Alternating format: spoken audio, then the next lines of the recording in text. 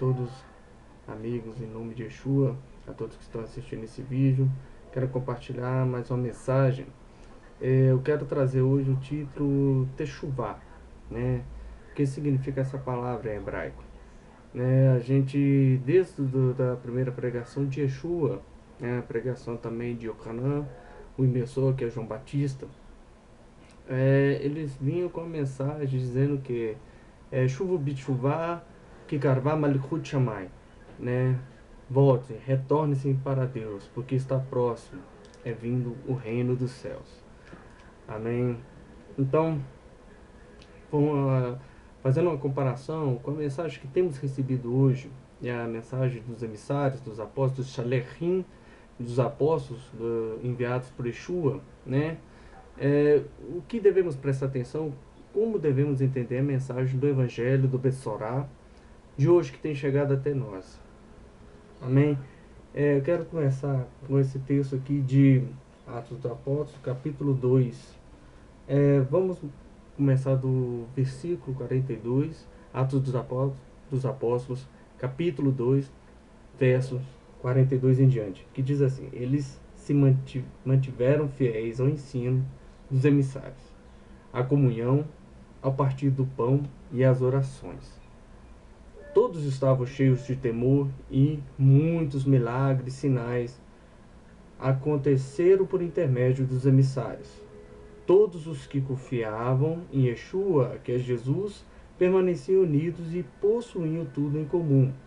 Na verdade, eles venderam suas propriedades, bens e distribuíram o dinheiro a cada um conforme a necessidade, de modo contínuo e fiel e com singeleza de propósito. Eles se reuniam no pátio do templo todos os dias e partiam pão em várias casas, compartilhando seu alimento com alegria e simplicidade de coração, louvando a Deus e tendo respeito de todas as pessoas. E dia após dia o Senhor lhes acrescentava os que eram salvos. Amém?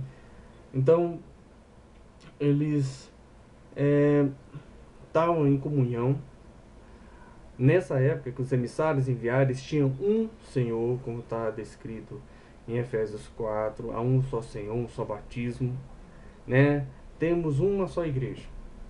Mas eu conheço a igreja católica, conheço a igreja Deus é amor, várias igrejas evangélicas, ortodoxa. Então temos hoje várias denominações.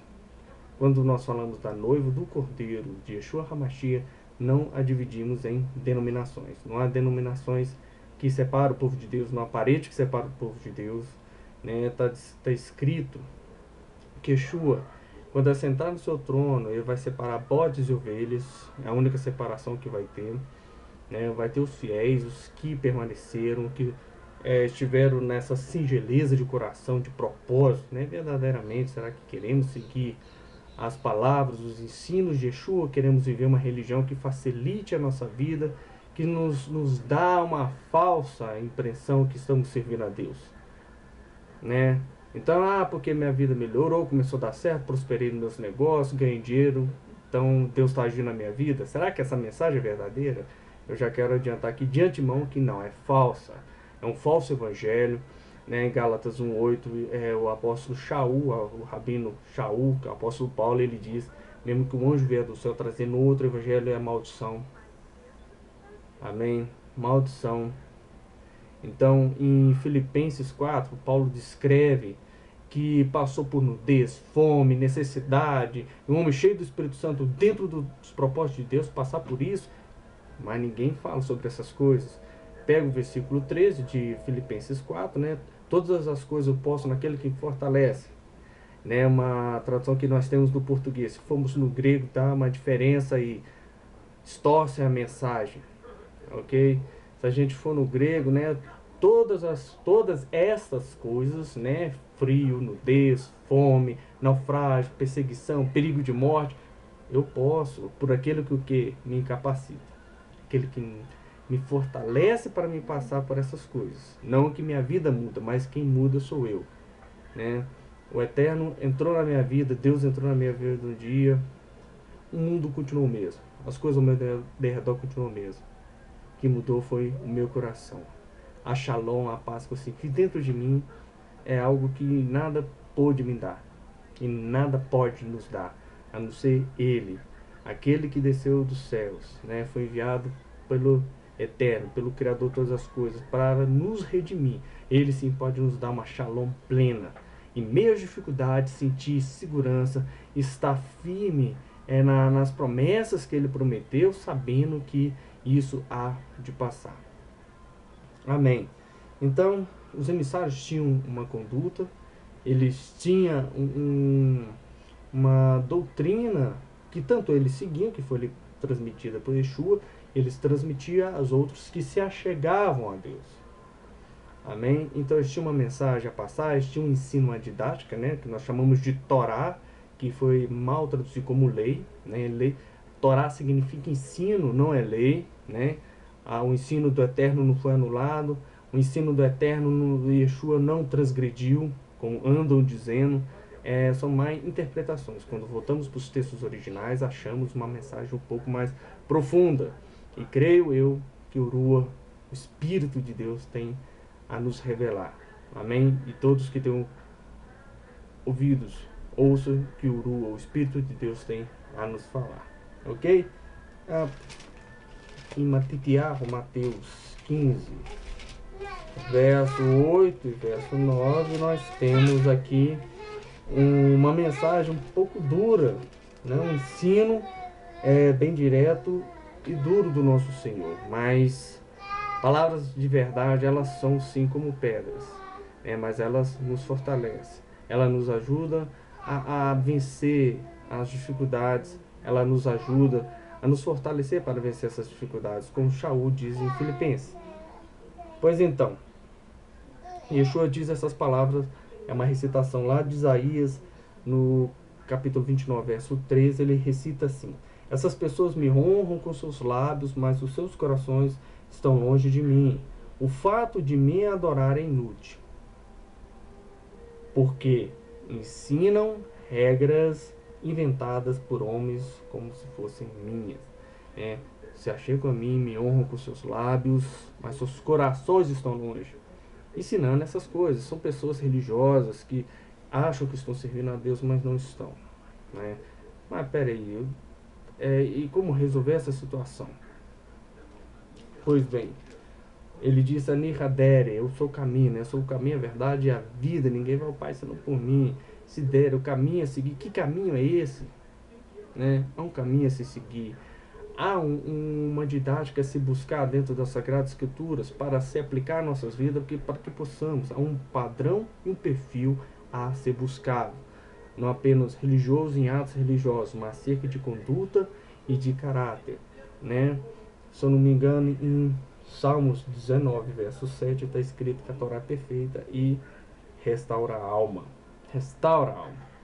Então, a Torá, que é um ensino, essa didática que Yeshua veio transmitir à humanidade, transmitiu aos seus 12 apóstolos, transmitiu às pessoas, né, aos que se achegavam a Deus, primeiros discípulos, que a gente tem até o 4º século, né, documentos que provam a origem e a identidade desses discípulos como discípulos de judeus, como Yeshua era, como está descrito em Yohanan, como Jesus, Yeshua em Yohanan 4:22, e o que era transmitido para esses discípulos era o que comandava o caráter, o propósito de vida dessas pessoas. Amém? Então, há uma didática, há uma doutrina. E eu quero, né, como título, né, base dessa mensagem, retornando, né, se techuvá, retornar à doutrina dos apóstolos. Será que estamos vivendo a doutrina, os ensinos dos apóstolos, essa Torá que os apóstolos ensinaram no 1º século? Será que hoje tem sido ensinado? E como os que desejam aprender, né, o que podem fazer? Como eu posso se achegar mais próximo? Não que temos ela na sua plenitude, 100%, mas homens têm trabalhado para restaurar, né, essas doutrinas, trazendo à tona novamente como a igreja do 1º século era.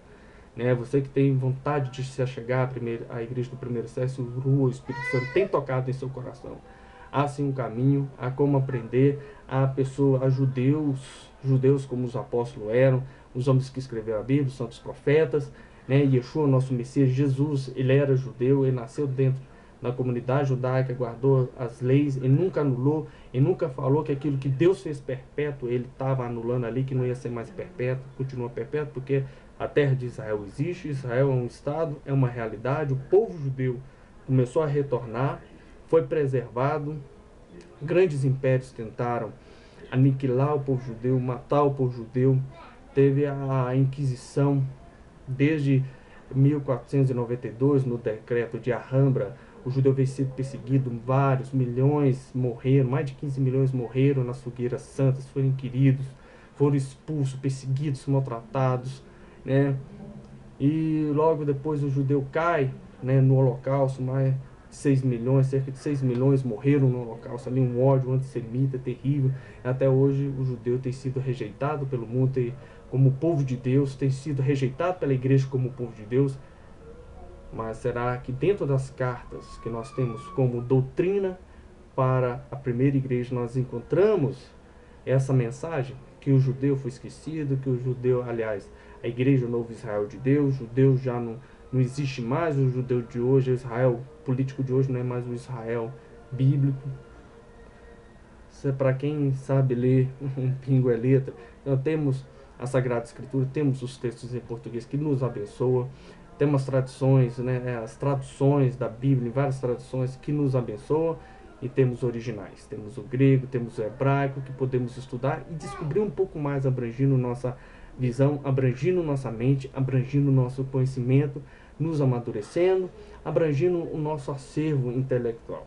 Então, para todos aqueles que buscam, assim, um pouco mais a se conhecer, e nunca estaremos plenos enquanto nessa terra, enquanto o nosso Senhor não volta, não temos todas as revelações, estamos buscando com ela, precisamos de homens sinceros, homens viris, que temem a Deus realmente para trabalhar, para levar essa mensagem, e esses homens realmente serão e são inimigos do mundo. Yeshua mesmo deixou isso muito bem claro. Se você escolhe um lado da guerra em que lutar, o outro fica como seu opositor. Se você optou em andar na luz, as trevas são suas inimigas. O reino das trevas é seu opositor. E você também é opositor e em luta contra o outro. Amém? Então devemos lutar contra isso dentro de nós, lutar contra as trevas dentro de nós que tenta nos deixar a parte, a quem, né, da mensagem do reino de Deus. E essa mensagem que os apóstolos pregaram, Yeshua, Yohanan batizando, né, João Batista batizando, ele trouxe essa mensagem de arrependimento, techuvá e retorno. Arrependimento não é só um sentimento, não é porque eu chorei, me arrependi, me derramei, que eu me arrependi. Não é isso. O verdadeiro techuvá, que é o retorno, é quando eu retorno. Eu mentia, parei de mentir e falo a verdade. Então, há uma escala que eu saí do zero. Tem a escala neutra, né? Eu paro, saí do zero que eu pecava, fazia o ato, parei. E não é só parar, né? Eu tenho que fazer os atos opostos das obras que eu tinha das trevas para me alcançar o arrependimento. Então, se eu espalhava mentira sobre a terra, hoje eu espalho a palavra de Deus, que é a verdade. Se eu vivia a mentira sobre a terra, hoje em dia eu busco viver. Eu não só parei de viver aquilo, mas eu busco viver a palavra de Deus, que é a verdade sobre a terra. Então, se eu não perdoava, eu vivia odiando, falando mal das pessoas. Não só parei de falar mal, mas hoje eu falo bem e abençoo. Então, a vida com Deus, e se techuvá, ele está contido nisso. Não parei na escala zero. Eu ando para a escala oposta ao pecado, para que eu também contribua para esse mundo, para um futuro melhor para essa humanidade, buscando um pouco, trazer um pouco do reino de Deus para a terra. Esse é o nosso propósito, é o propósito da Igreja de Atos dos Apóstolos, né? O nosso propósito é sermos uma igreja apostólica, com os ensinos dos apóstolos, estudando os ensinos dos apóstolos, que os apóstolos queriam dizer, como eles estudavam a Sagrada Escritura. Não tinha Novo Testamento quando os apóstolos passavam a estudos às igrejas do primeiro século. Então, desde do primeiro século para cá, muita coisa foi, infelizmente, mal interpretada. Muitas vezes falamos A, a pessoa entende B, né? ela ouve B, entende C, sai falando D, então vira aquela confusão. Então o Espírito veio para corrigir isso, é uma só linguagem, um só coração, né? Aos que ouvem o Espírito, eles entendem como um só povo, não com mentes divididas, um atacando o outro, competições. Não queremos encher a igreja, nosso propósito é ajudar a nós, como igreja, caminharmos junto a todos aqueles que se achegam à verdade. Amém? No outro vídeo eu já falei sobre os remanescentes, né? Sofonias 3, no verso 13, fala desses remanescentes, são judeus, o apóstolo Paulo cita sobre eles, são remanescentes, né? Embora seja a terra de Israel seja, o povo de Israel seja como a areia do mar, milhões, só esse remanescente, ele vai ser salvo. E você não vai encontrar iniquidade nesse remanescente, não vai ter engano em sua boca, nem língua enganosa. Então o Eterno, ele garante isso para nós. São judeus, não são gentios, são os descendentes da casa de Israel. Eles têm trago essa mensagem para nós, né? Aprendemos um pouco do original, que a Bíblia foi escrita em hebraico, né? Ela, entendida em hebraico, tem uma compreensão diferente do que você transmitir ela para o grego e entender ela em grego. Ela tem um pouco uma mensagem mais profunda, que o hebraico contém, que o grego não consegue transmitir. Nem o francês, nem o alemão, nem o inglês, nem o italiano, muito menos o português. Abençoa as nossas vidas, mas o hebraico tem muito mais a abençoar. Os textos originais têm muito mais a te abençoar.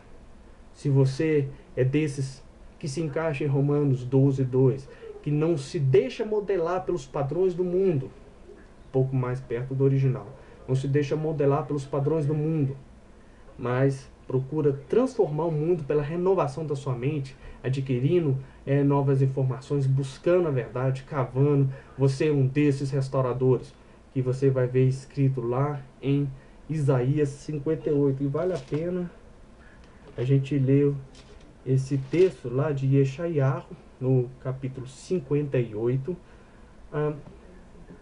no verso 12, que fala assim: você reconstruirá as ruínas antigas, reerguerá as fundações do passado e será chamado reparador dos muros rompidos, o restaurador das ruas em que se vive. Amém? Então esses restauradores têm se levantado, o Espírito tem compelido eles. Se o Espírito tem tocado seu coração, você é um restaurador para restaurar as veredas que foram danificadas ao longo do tempo por uma mente grega, pela cultura grega. Você vai ver isso em Daniel 7:25, esse quarto reino. Ele não só mudou toda a atmosfera terrena, mas também mudou a forma de compreensão da Sagrada Escritura, a forma de interpretar, que apenas o Urua sendo habitando em nosso interior, né, sendo feito nosso habitante, nós sendo uma morada para o Espírito de Deus, sendo templo santo para o Espírito Santo, né?